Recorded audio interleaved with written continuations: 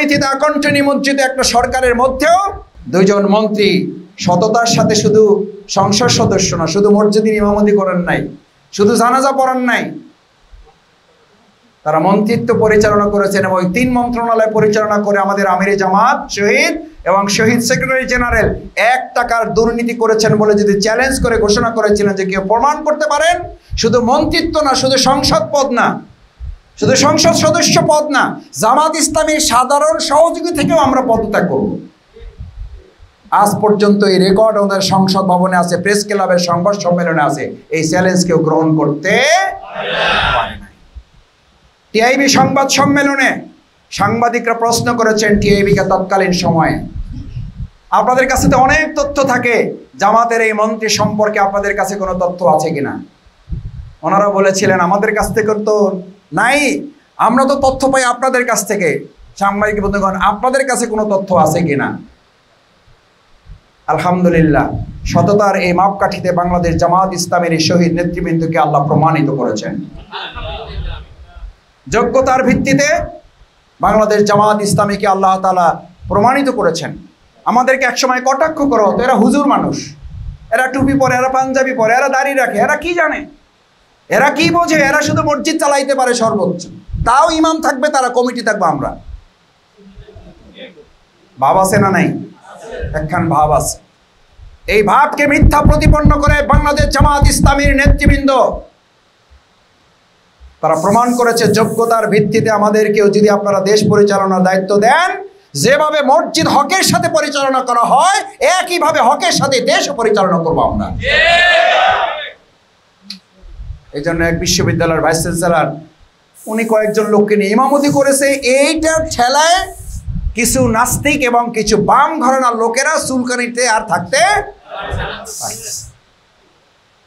ওদের ভালো লাগে না, অথচ এটাই ছিল ইসলাম, এটাই ছিল মানুষের গণ আকাঙ্ক্ষা।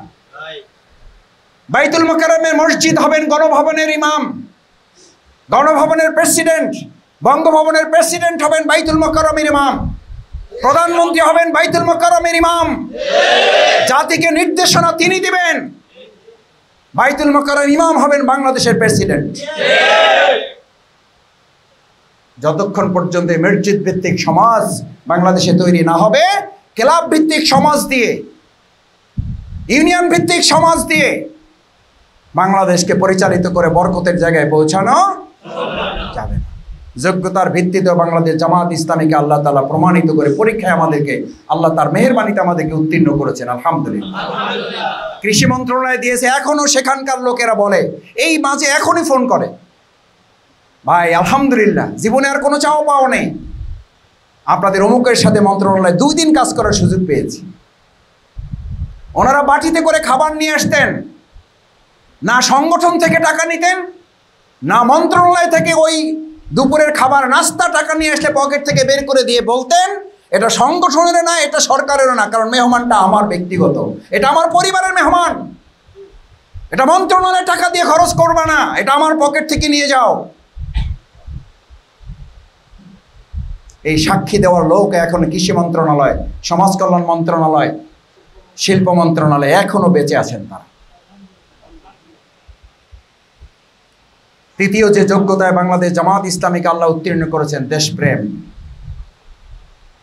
আলহামদুলিল্লাহ, বাংলাদেশ জামাত ইসলামীর নেতৃবৃন্দকে এই দেশেরই কতিপয় প্রশাসনের ইতিবাচক ধারায় তারা বলতেন, মাসুদ ভাই দুর্ভাগ্য কিছু করার নেই, এরা বাংলাদেশের রত্ন, কিন্তু আমরা শত চেষ্টা করেও কিছু করতে পারছি না, কারণ সিদ্ধান্তটা পুরোপুরি বাংলাদেশের না। এই বাংলাদেশের এই নেতৃবৃন্দের ফাঁসি রায় কার্য করার জন্য বাংলাদেশের সাথে আরেকটা প্রতিবেশী রাষ্ট্রেরও কি আছে, তারা চেয়েছিল এই দেশটাকে তাদের অঙ্গরাজ্য করার যে পরিকল্পনা কেউ কেউ কখনো কখনো করেছিলেন। আমাদের এই 2024 সালের 5ই আগস্টের যুদ্ধকে কেউ কেউ বলে এটা শুধু বাংলাদেশের সাথে বাংলাদেশের যুদ্ধ না, এই বাংলাদেশের যুদ্ধ আরেকটা প্রতিবেশী আধিপত্যবাদী রাষ্ট্রের সাথেও এই যুদ্ধ সংগঠিত হয়েছে। এই যুদ্ধ 2024 সালের 5ই আগস্ট শেষ হয়েছে, কিন্তু এটা শুরু হয়েছে 2008 সাল থেকে।